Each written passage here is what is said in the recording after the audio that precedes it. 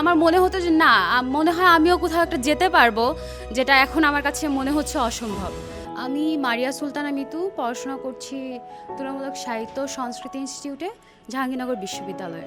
তো আমার অ্যাডমিশন জার্নিটা অনেকেরই যেরকম স্মুথ হয় না, আমারটাও ছিল না। আমি সেকেন্ড টাইমার।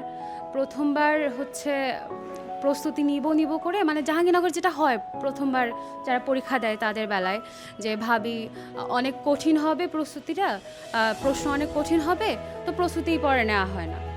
তো সেকেন্ড টাইমে হচ্ছে সেম কোচিংয়ে ভর্তি হলাম অফলাইন ব্যাচে।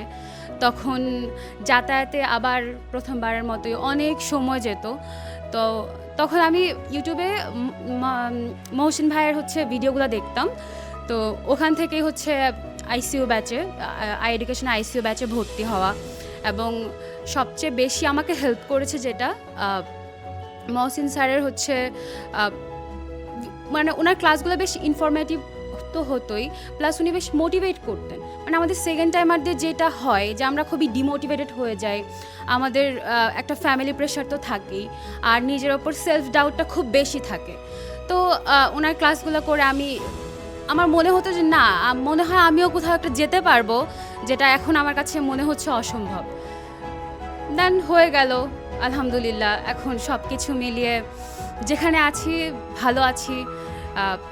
দোয়া করবেন আমার জন্য। Thank you.